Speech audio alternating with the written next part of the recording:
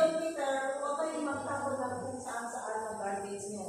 Kumbaga kung kumain ko kayo ng anything na bacteria or anything na garbage na nadala kayo, huwag nyo basta-basta itapon kahit saan kalsada. Doon sa Singapore, makikita nyo lahat ng mga bahay, may green at saka blue na garbage na bin na nasa tapat ng kanilang gate. Kada bahay yan, lahat may garbage bag. Kumbaga, yung green na bin, yun yung mga biodegradable na sinasabi na yung mga waste nyo na pwede nyo ilagay yung mga biodegradable yung mga cans, mga papel. Yun yung mga pagulok.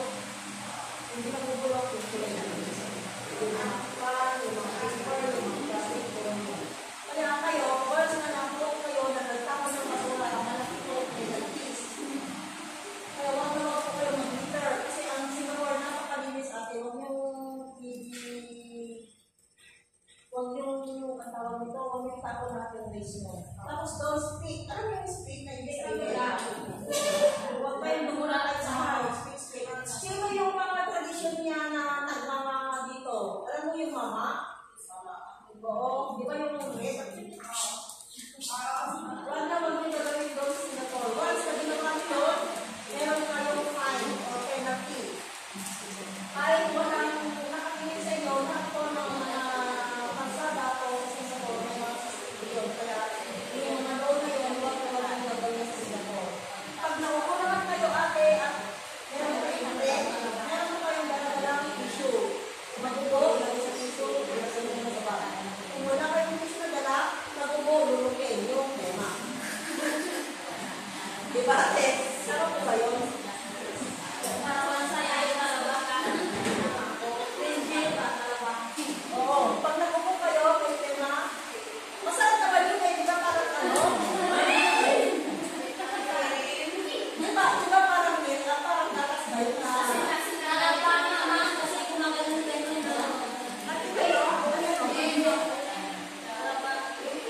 Then number one na ano sa Singapore, don't chew ng gum. Sa Singapore, sa mga dito sa atin kasi yung mga 7-Eleven na mga shop dyan, ang dyan. Doon sa Singapore, meron din silang 7-Eleven o kaya Cheers na tinatawag. Na yun yung mga cold storage na tinatawag. Meron silang mga tindahan na chewing gum. Kaya lang, yung public, huwag po kayong mag-chew in public kasi bawal na bawal ko yun.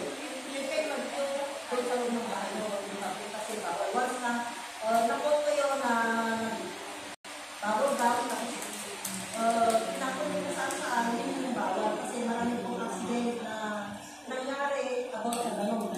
For example, may mga elderly kasi na alam mo yung mga elderly kami nakaupo lang sila tapos yung magtatayo sila na kung saan-saan yung mga daan tapos mag-disgrasa sila tayo, natatapakan nila ay di nagpabawal po yung chewing gum sa Singapore. Malaki po ang pera po pag-wag na nakakita kayo. Kaya ayun, nakikot na pa lang sa Singapore, wag na kayo mag-patay ng bubble gum. Don't smoke in prohibited area. Sino yung nag-smoke dito ate? Vape. Smoking, vape. Ano yung sino ate? Vape ka, number one, illegal ang vape sa Singapore. Kaya huwag na huwag kang magdadala ng vape. Once na ikaw ay nag-departure, bawal na bawal ko. Malaki po ang fine ng vape. Vape ay pinakamataas na ang task ng smoking. May mga store na nagtitinda ng mga sigarilyo, bayan ng mga Cheers, 7-Eleven, o kahit saan na store din, mayroong tanggal tinda. Kaya lang, ang mga Singaporean, may mga age limit. Hindi sila nagbebenta ng below 18. Siyempre, kayo na mga stranger doon, o mga domestic worker doon, hindi siya bawal. Pwede kang mag-smoke. Bibili ka ng dosi, pakita mo yung work permit mo. Kasi lahat kasi, kahit mga Singaporean, below 18, hindi sila nagbibigay ng sa mga below 18. Pero above 18 years old, pwede. Kaya lang may limit. Pwede kayong manigarilyo only sa loob ng yellow box. Kumbaga, for example, itong buhit na to, yellow. Magsisigurado ka, huwag kung saan-saan. Hanapin mo yung yellow na box. Pupunta ka sa mga yellow box, may gagawin mo yung yellow. Kung pwede ako yun, ilalagay sa box. Pag nag-yellow ka outside the yellow box, bawal. Manapin ko yung yellow. Sa Lucky Plaza or kahit saan na establishment, may mga smoking area. Kaya napupunta ka sa loob ng box, mga yellow box. Nakalagay din doon yung mga garbage. Kung saan-saan ka pwede mag-yos, ako mo, bawal. Nag-think ko na pinagbabawal ang smoking sa mga hindi tungkol ka sa designated smoking area. Don't eat or drink on public transport. Katulad din dito, ewan ko kung nangyayari din dito, kasi ito kasi bawal kumain sa loob ng train. Bawal kumain sa loob ng bus. Bawal kumain uminom sa loob ng taxi. Lahat po na nakalagay na sino na may ganon, kaya ganyan, bawal. Kaya pag nakita niyo yung sign, nasaan si microwave na blender. Ay, pag may nakita, saan yung nagkukuha ka nga doon ng yung pen, pag may nakita kayo dito sa dinding na circle na may cross na ganon, kasi sa'yo bawal. Yung nakayosin na nakagano na may ay bawal. Oo, lahat yung bawal lahat yan.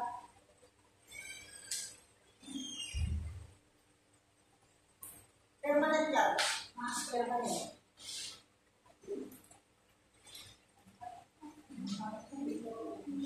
Ano ba yung yosin niya? May circle, may ganyan siya, bawal. Hindi ako marunong mag-drawing. Basta bawal siya. Yung meron din sa mga counter area na open area, may nilalagay sila yung, alam mo yung condensed milk na lata. Pwede kang kumain doon sa isang restaurant open area. Doon sa, nakikita nyo, ay ano ba yung nakalagay na condensed milk na empty? Yun na yung nalagay niyo. Na may tubig. Pwede ka mag-use doon, lagay mo doon yung, mag-use ka, matapunin ka sa labas. May mga, alam mo counter area, yun yung mga fast food doon na open area na hindi sa aircon. Pero, malilinis sila. Wala kang makita mga lamaw, wala kang makita mga lamok. Napakalinis ko yung mga kailangan sa wet market. Kung sa palengke, wala kang makita mga lamaw.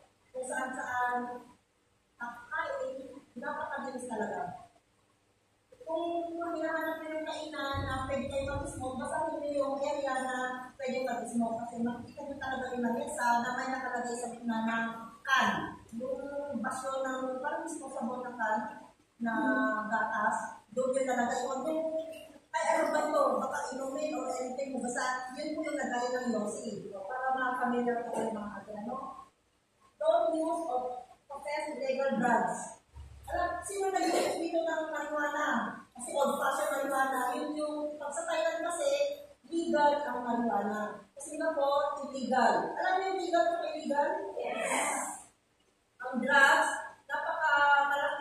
napakabigat na law sa Singapore na kayo wag na wag po kayong gagamit ng illegal drugs. Maraming Chinese sa Singapore din na lumulo kaya wag po kayong nakikonnect sa kanila. Kasi once na po kayo ng police, ang bitay po ng illegal drugs o nagpapatakbo ng mga drugs o kung sabihin ng isang Chinese na eto ate, siyempre kilala ka na BH, gusto mo ng pera o nangailangan ka ng pera, kung ito, bilay mo doon sa black na ito, kung nawag ko kayong papayat, ay bilay ko kayong malaking amount na as pabor sa ito, kung nawag ko kayong makikita sa kanila. Kasi once na makot ko kayo, papaugin ko kayo ng inyong mga pabor.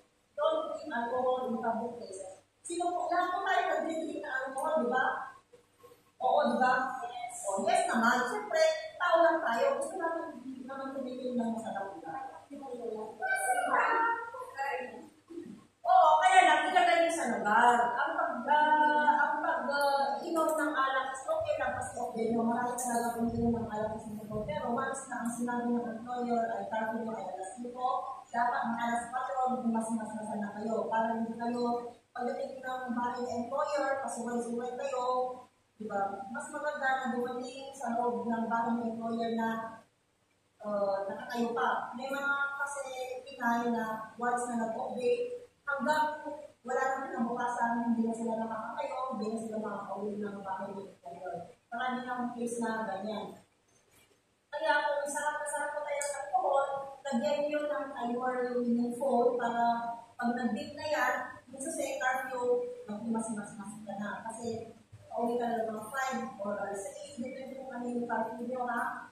Huwag po kayong magpapalate. Once na sinabi ng employer na yung curfew ay 5 or 6, dapat nandun na po kayo sa bahay ng employer. Kasi yun po yung parang ino-observahan ka. Hindi pwede yung 620, hindi pwede yung 610. Ma'am, sorry po kasi yung taxi, yung bus, ganyan, yung train, ganito, ganito. Huwag po kayong magsasabi ng gano'n kasi once na 6 o'clock o 5 o'clock ang curfew, dapat nandun na kayo sa bahay ng employer. Wala po sabi ko na sabi ko, ay kasi yung birthday ko ng kaibigan ko medyo na-late. Huwag po ha. Pag 5 o'clock, 6 o'clock, nandun na po kayo sa bahay ng employer.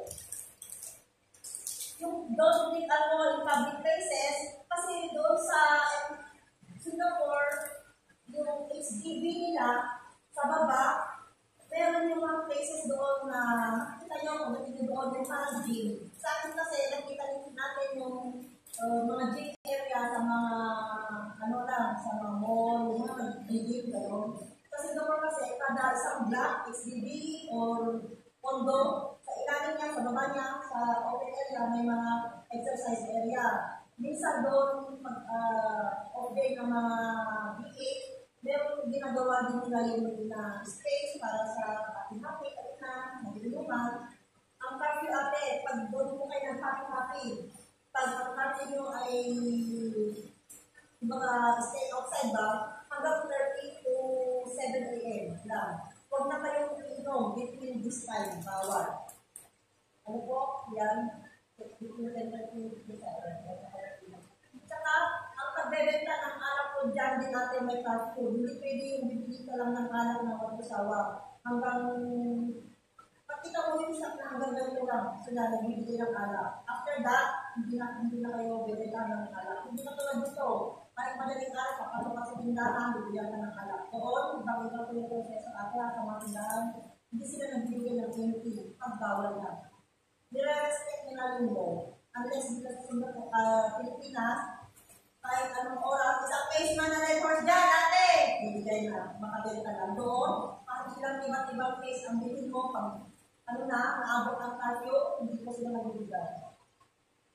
Don't be rude or disrespectful. Sino po dito yung masungit? Kabayan ko daw na masungit. Sino? Raise your hand. Sa Singapore, ate, once na makita mo yung elder, o sino man na hindi mo kilala, makapansin nyo sa mga Singaporean, they say, mag-respond din kayo ng hello, sir. Kung sinabi nyo, may mga kalabat kasi ang mga Singaporean. Kung baga, good morning, good morning po kayo. Sa pagising nyo ng umaga, sa bahay ng employer, good morning, sir, good morning, ma'am, kayo ang unang baba sa kanila. Baka mamaya, daan-daanan nyo na lang yung employer mo, hindi ka pa nagdito ng good morning. Don't be rude. Ano ba yung ibig sabihin ng rude? Yung parang maging bastos. Huwag po kayo maging bastos kahit sa mga elder. Napaka-respectful lalo na sa mga kainan.